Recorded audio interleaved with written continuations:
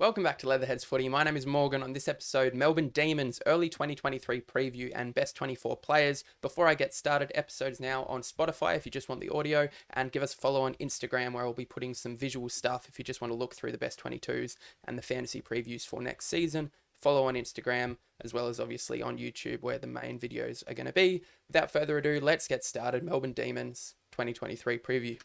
Starting from the back line, the key pillars are going to be Stephen May and Harry Petty. They're going to be the more lockdown guys. May, probably the best lockdown defender in the competition.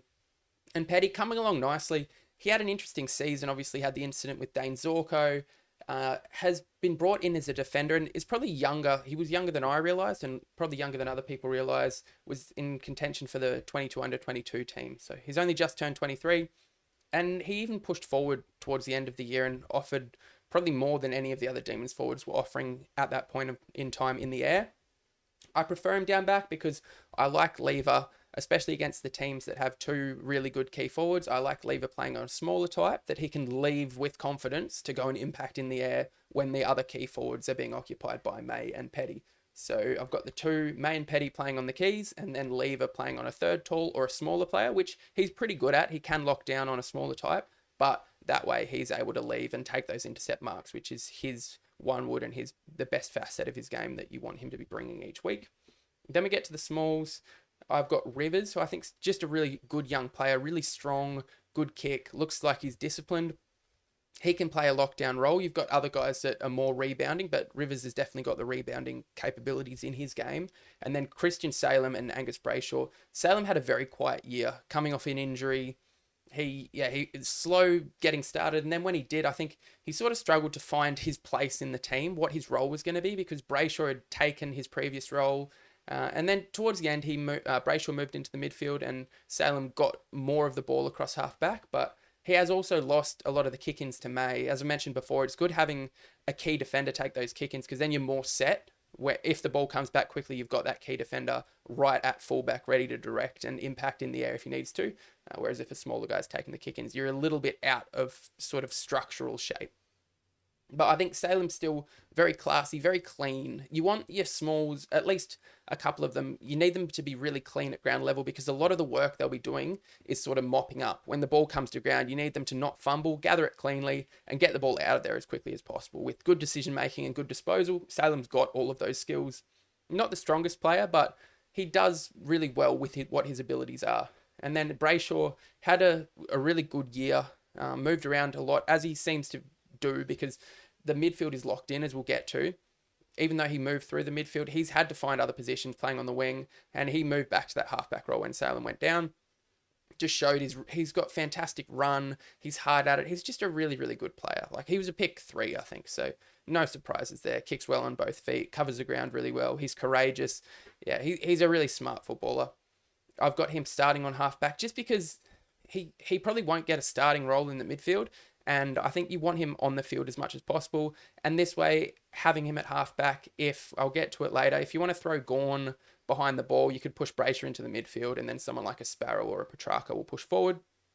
So it just gives you more flexibility. Obviously, he can come into the midfield if there's an injury or if they just want a little bit more outside run around the midfield, because maybe Viney, Oliver don't quite offer as much on the outside as Brayshaw does.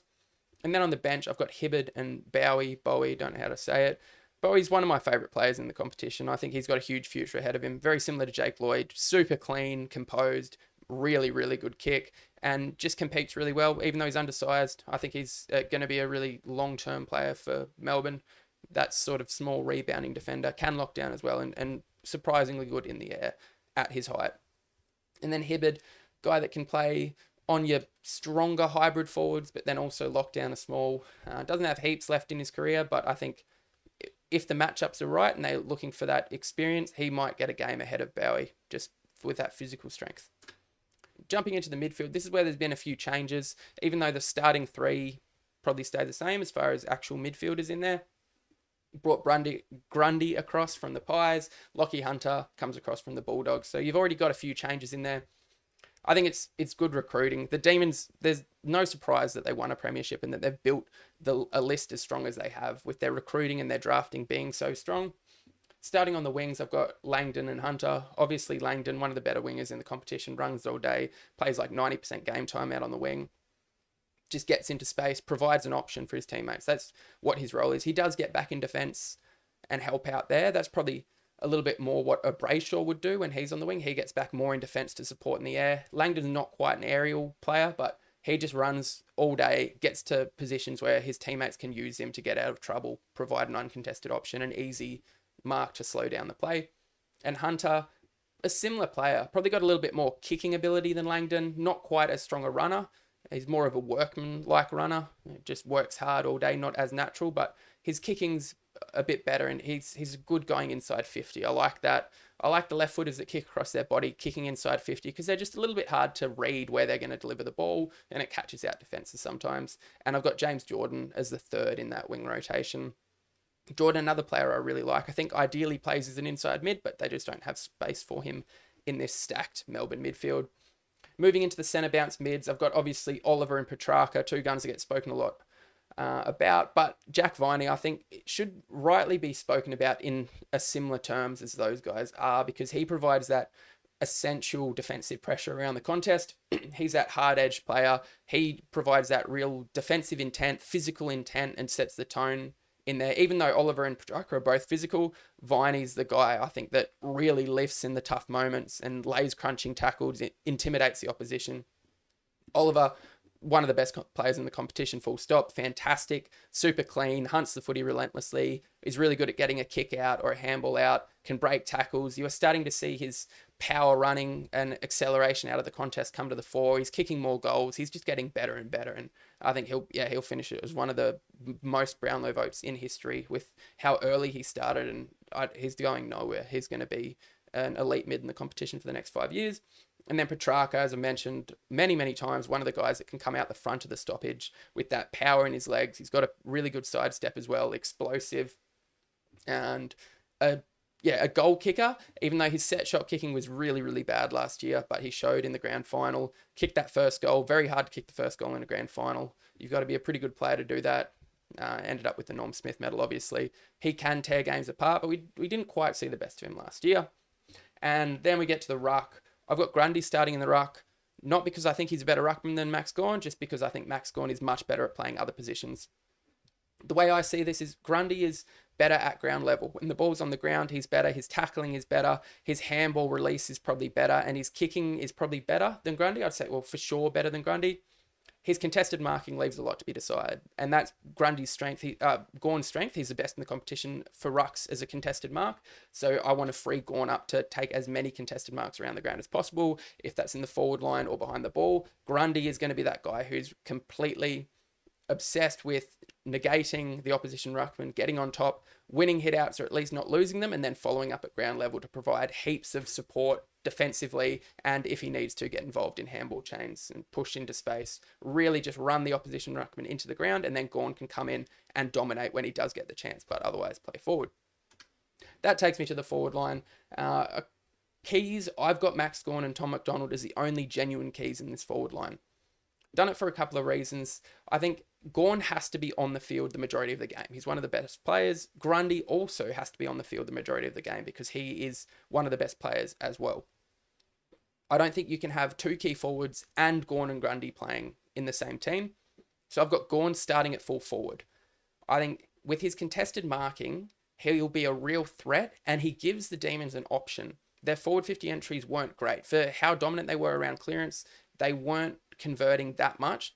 I think with Gawn at full forward, it gives them the option. If they don't see a clean, obvious option going inside 50, they can just set up defensively, which they do really, really well. Just kick long to the square to Gawn. He won't get outmarked. Best case scenario, he takes mark. Worst case, it comes to ground, and you've got guys like Pickett, Spargo, and Neal-Bullen at his feet. If he wants to push behind the ball, as I mentioned before, Brayshaw can move into the midfield. Gawn goes back, and someone like Sparrow or Petracca pushes into the forward line. Bayley Fritsch also provides them with sort of a pseudo tall forward. McDonald pushes up the ground really well. His running capacity is good, and he's fantastic playing that link role, and then can push forward, take a mark on the lead, and kick a goal. He's a pretty good set shot. Bayley Fritsch plays as a full forward generally. He's leads their goal kicking the last couple of years. He's really good on the lead, can take a mark, and he's probably their most dangerous forward. So I think even if Gawn starts as forward and pushes behind the ball, you're not really losing anything because you've got McDonald pushing up the ground and then Fritsch playing out of the goal square as that pseudo full forward. You don't want to provide too many tall options and lose that ground level pressure. If they are looking for another tall forward, I think Ben Brown's time might be coming to an end, and young guy Jacob van Rooyen in his second year played in the VFL, had some big games, kicked bags of 5 and 6 in the VFL. I think it's his time to come into the team. They have to at least see what he's capable of, and best case scenario, he cements a spot, a little bit like Jaya Miss did for Fremantle this year. I think he could have similar impact. We'll need to fill out a little bit, but 193 centimetres, 91 kilos. He's well on his way to having that AFL physicality, and he looks like a pretty good talent. I think you need to get him in, get him developing, and Max Gawn can provide support for him in the air. Van Rooyen, probably, as many of the young key forwards coming through are, is going to be more capable at ground level than Ben Brown is. Brings me to the smalls to finish off. Touched on Fritsch already. Probably plays more as a tall forward, but can crumb and kick a goal. Really good goal sense. Gets criticised for being goal hungry, but I think if you're the main guy, the most dangerous forward, you have to take shots when they're available. You don't want him second guessing himself. So I think just back him in to play the game the way he does. And then the genuine smalls, I've got Neal-Bullen and Spargo. They're more of your link players. They provide really good pressure as well, but they're the guys that are going to be pushing up the ground, getting those marks in uncontested play. So when the Demons are chipping the ball down the ground, they're going to be hitting up for that. And then they're going to push back hard, looking to provide pressure, get the crumbs, and maybe finish a goal. Also, pushing inside 50, they're both really good goal assist players, both solid kicks. Spargo in particular looks like a really good decision maker going inside 50, finds good options and hits them. And then Pickett's your real dynamic player around goal, really good tackling pressure, fantastic goal sense, can kick a goal from anywhere. And with that forward line, I think Gawn in the air, Fritsch hitting out on the lead, and then Pickett at their feet crumbing, it's really dangerous. And then you've got guys that as half forwards that aren't stars of the competition, but I think can play their role perfectly and well enough to make this team really, really threatening. And the final bench spot I've got is James Harmes, who can play a little bit of midfield and potentially replace someone like Neal-Bullen or Spargo if they go down. Is a good contested player, really good tackler and around the contest, and looks like a good finisher too. Fantastic work rate. I've seen a few examples now of him just running 100, 150 metres to get on the end of a ball. And that's what fringe guys like him in a really good team need to do to maintain their spot in the team. Overall, obviously fantastic squad. They won the competition last year, out in straight sets this year. It just never quite looked right. They went from being the number 1 seed, looking unbeatable for the first 10 rounds, going undefeated, and then just a couple of injuries, a couple of guys not quite right. Gawn going down for a couple of weeks, Oliver breaking his hand. Petracca just looked off, and they just didn't quite gel. The forward mix never got working and was never something they could be confident in. Backline has always been strong, but even that, I think May missed a couple of games, Salem going down. If they all get a clean run at it, they're going to be definitely one of the teams to beat this year. Very exciting, and one of the teams that I think you can have faith in. They're not going to be easy beats at any point. Maybe a few tweaks to their game plan. Like Collingwood got them a couple of times just playing really fast footy because their defence sets really deep and sometimes takes a little bit of time to get set. So the teams that rebounded out of their defensive 50 really, really quickly just caught them napping and were able to sort of overtake the defenders pushing back, get out into space and kick lots of goals running out the back. So yeah, we'll see them tweak their defence. Overall, fantastic squad. Obviously, defence rock solid, midfield rock solid, and the addition of Grundy and Hunter only makes them better. We'll see. It'd be very interesting to see how Gawn impacts his forward line, whether he does play forward, and how they get the best out of this mix. Because they've probably got a few really good smaller types in Fritsch and Pickett, Neal-Bullen, Spargo, but their keys leave a lot to be desired inside the forward line. We'll see if Gawn can become that really dominant forward. Kicked 5 goals against Geelong in that prelim. Hopefully he can recapture some of that form. I think, yeah, they're definitely one of the teams competing for the top 4 in the premiership this year. Very excited looking at where they'll finish up at the end of next season. Thanks for listening. I'll see you next time.